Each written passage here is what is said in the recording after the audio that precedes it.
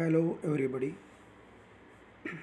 Today we are going to study the last portion of the topic cropping scheme. Now here mixed cropping. Now this name itself indicates that cultivation of two or more crops simultaneously in the same field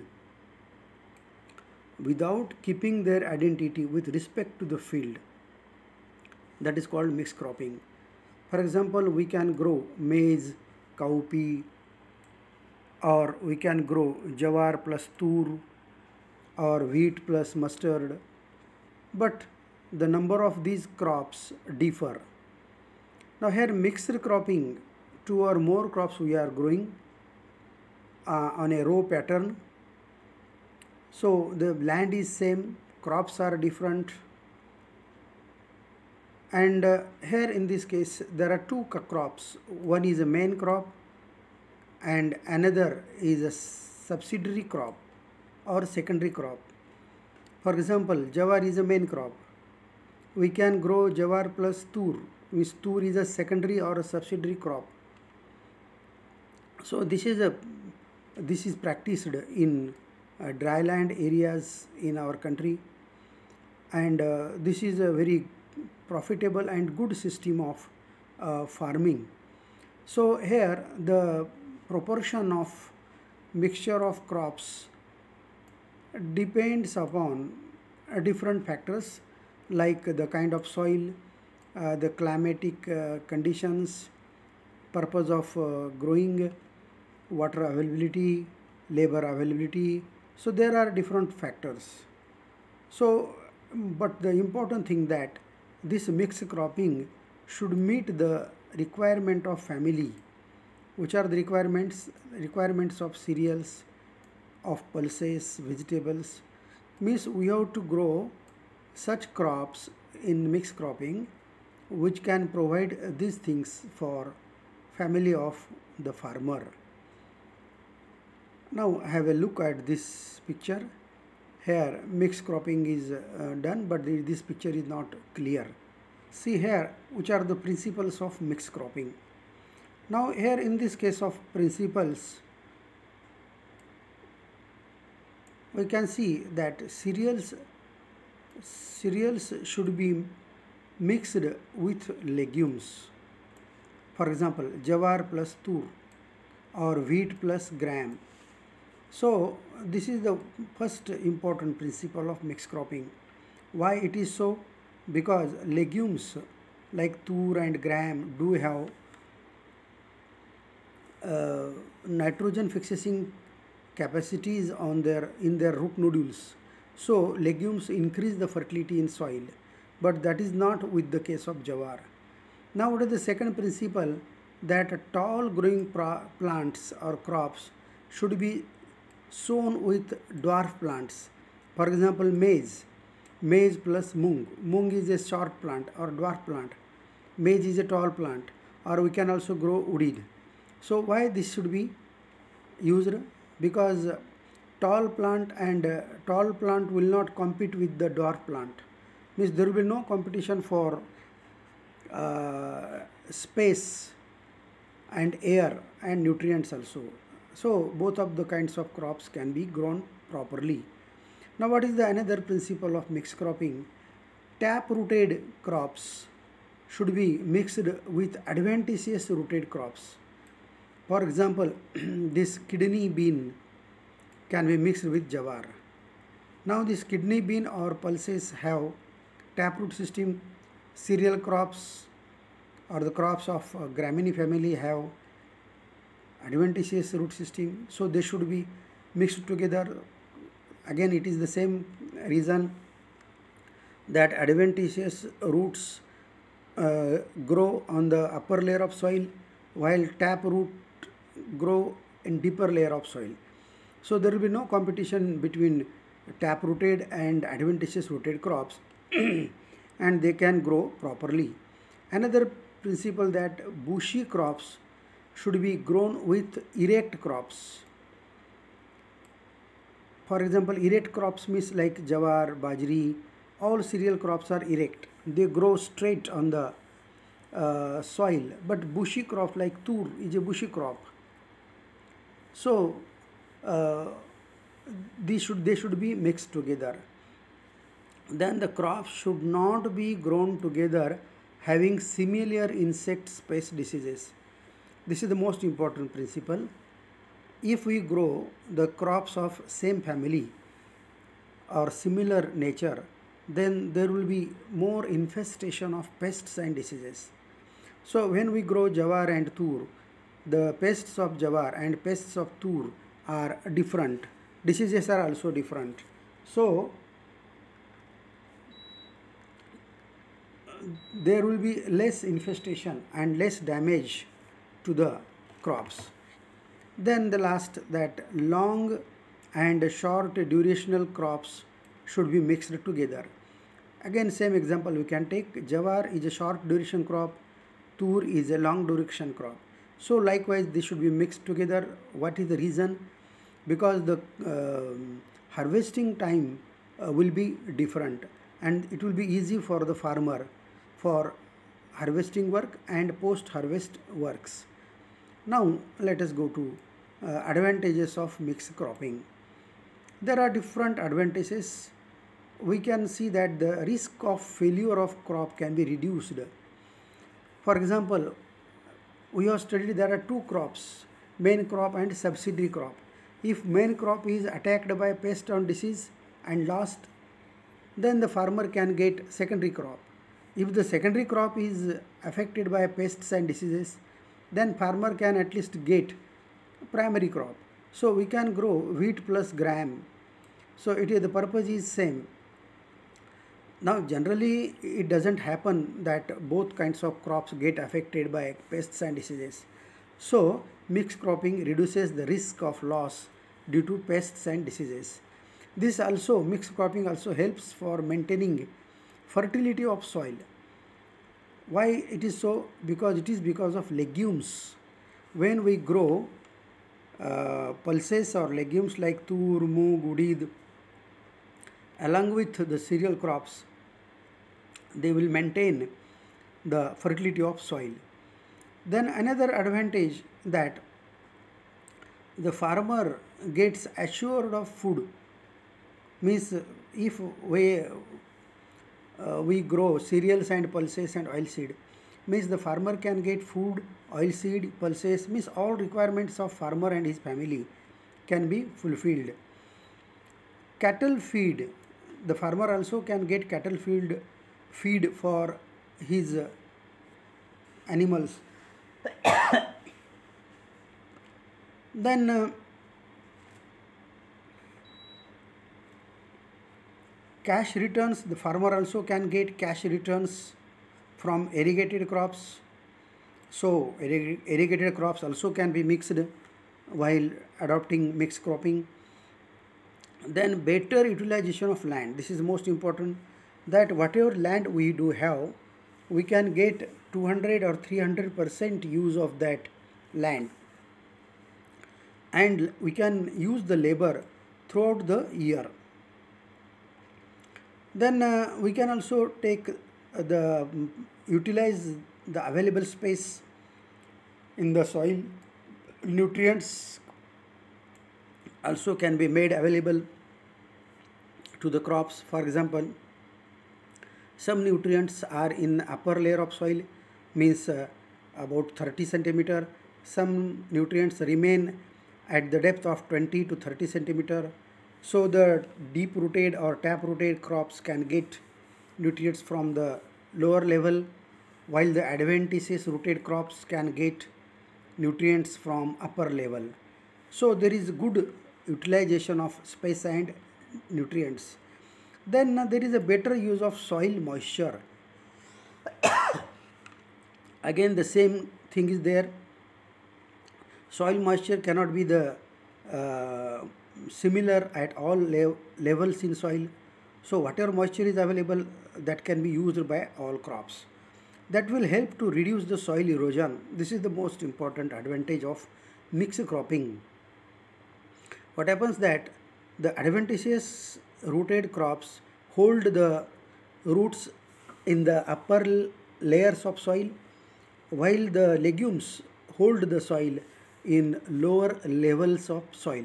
So the soil erosion, which is likely to be caused by rainfall, can be stopped, and that will also control weeds up to some extent.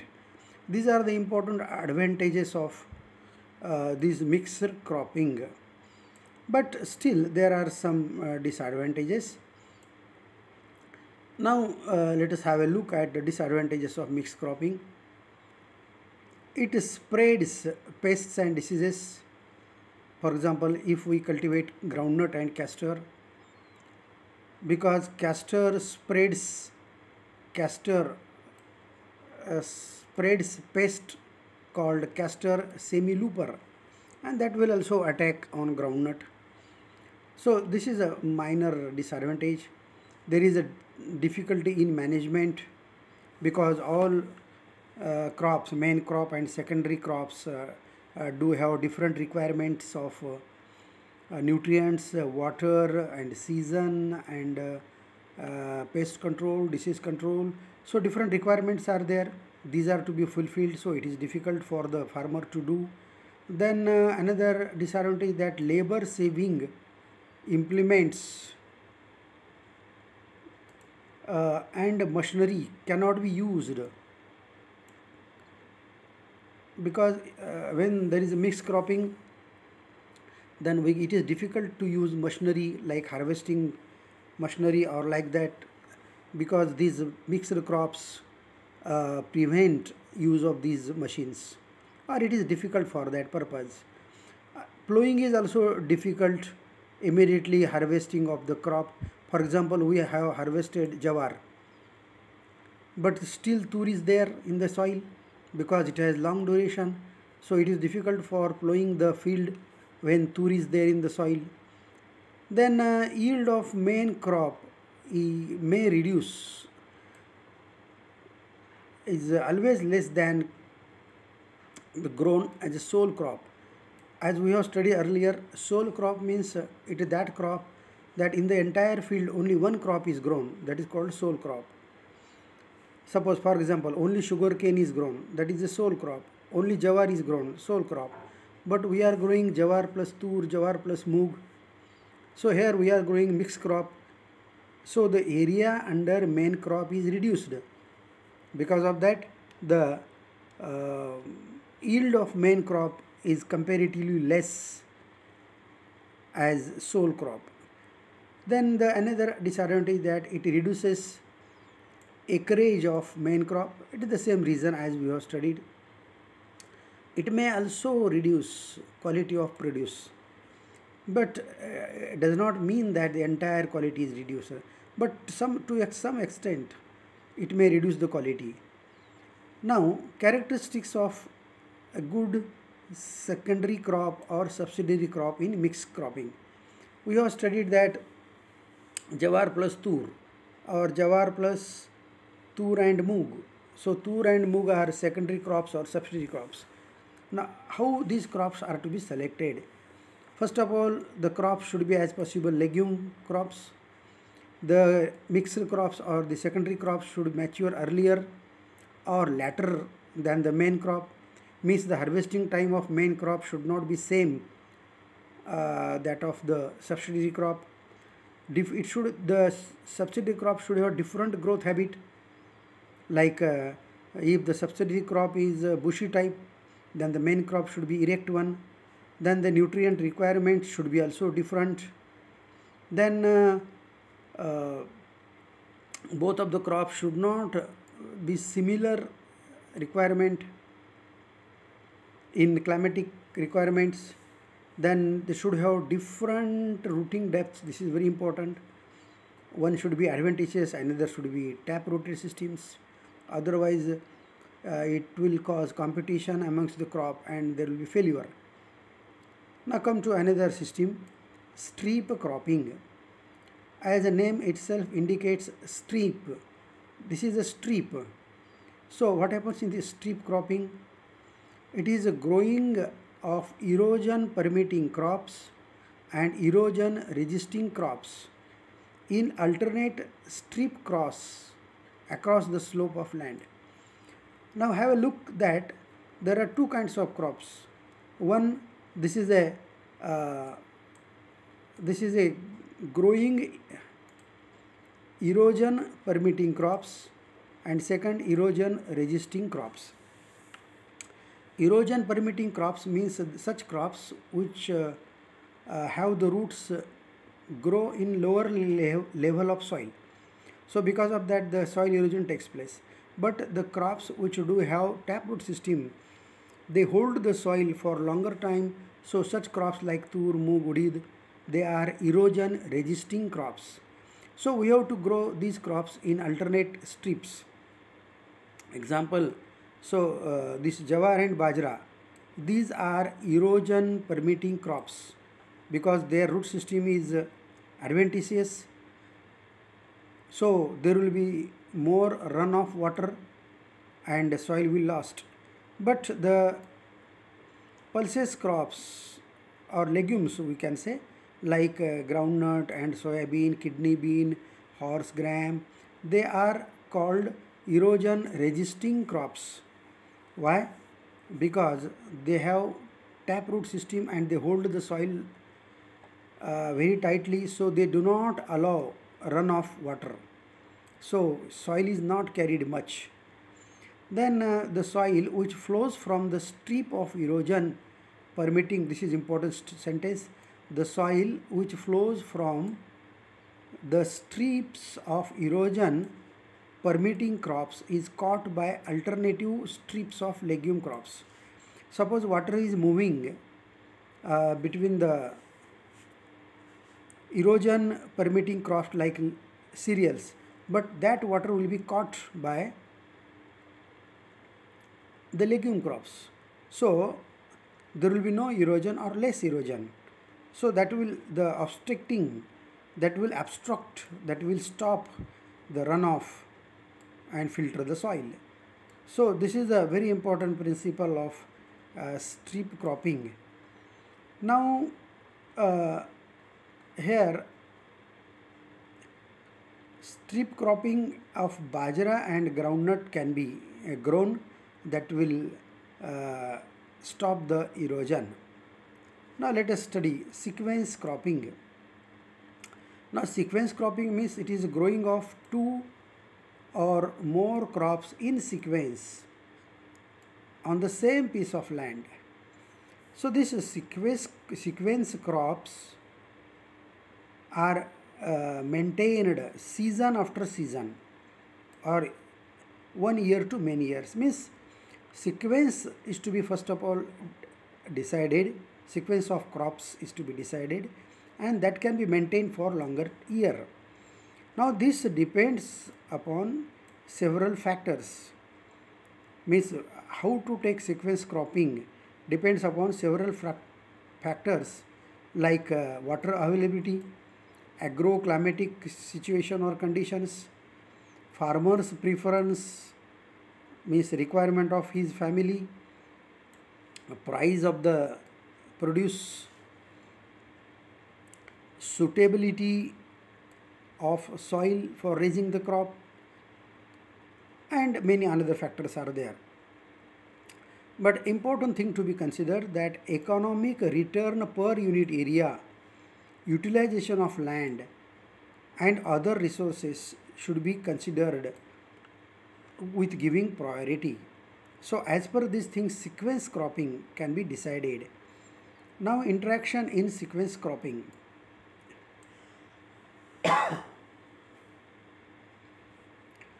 Competition takes place amongst the crops for various resources, like there may be competition for light, competition for water, competition for nutrients.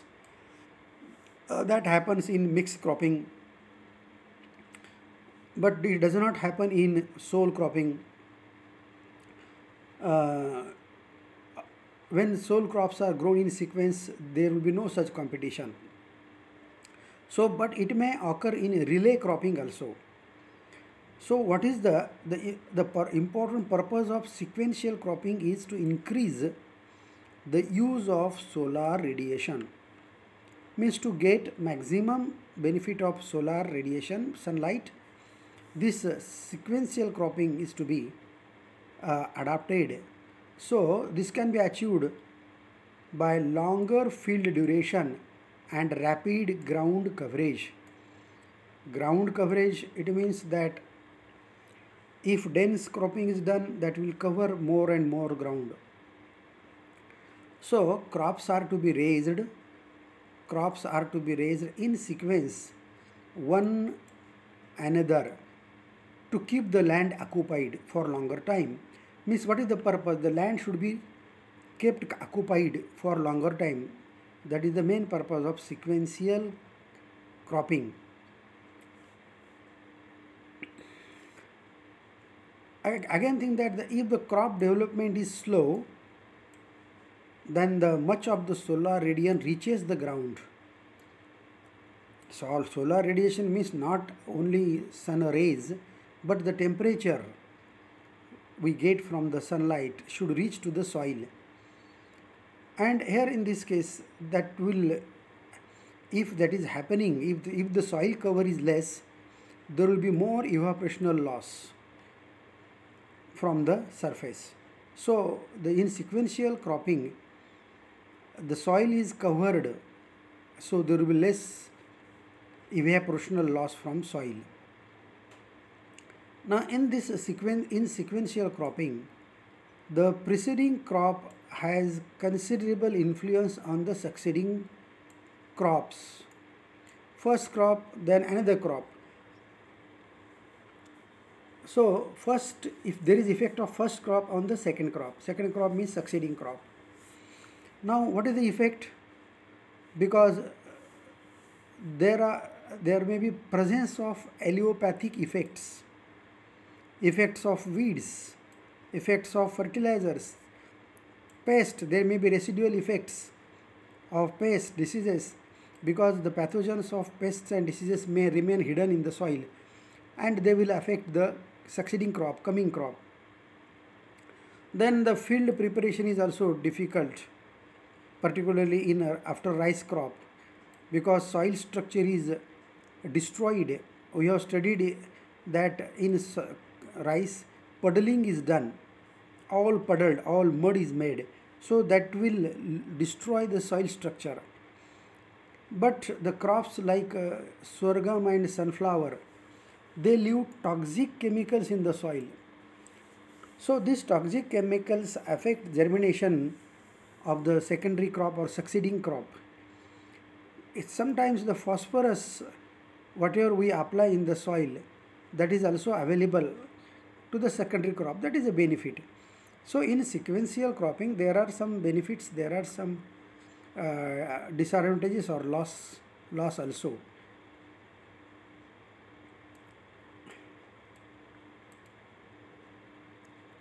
Now in sequential cropping, weeds may also affect the coming crop or succeeding crop. There may be more pests and diseases because pests and diseases remain in the stubbles and they affect the coming crop. Now come to relay cropping. You might have seen the relay race. So here in that relay race, 2 or 3 players run and they complete the cycle, and when they win, all of them win. If they lose, all of them lose. So here in relay cropping, it means it is a planting of succeeding crop before harvesting of the preceding crop. Now suppose jawar, we have grown jawar. Now jawar is coming to the harvesting stage. Suppose there are 15 days left to harvest jawar. Then we can start sowing of another crop before harvesting of jawar. What happens that when we harvest jawar, till that time the succeeding crop grows to the height of almost 10 centimeters. So this is a relay cropping. Here crop in succession is sown or planted earlier in the field of the standing crop. So this is generally done in case of nurseries,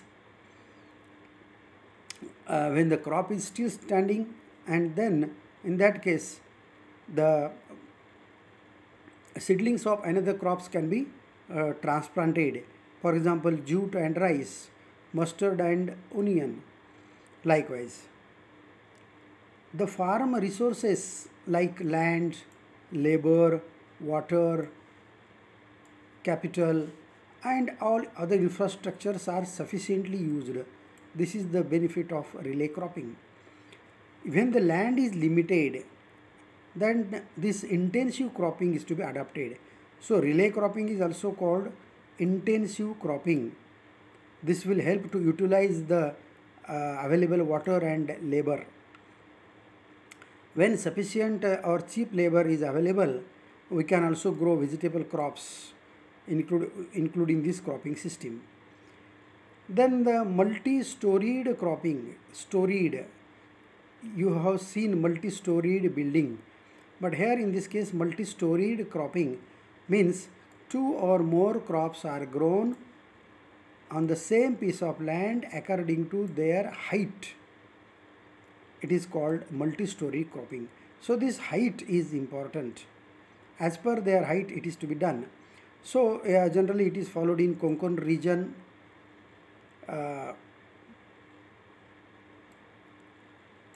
here you can see that multi-story cropping, it is also available here, but this is not a good picture of multi-story cropping. Okay, anyway, then here in this case of multi-story cropping, this will increase the value of plantation crop when the land holding is less, very small. Then in that case we can grow multi-story cropping like areca nut, black pepper, or banana plus pineapple, like that. In our area, some farmers have tried to grow tomato and potato as a multi-storied cropping. Areca nut also can be grown in this case.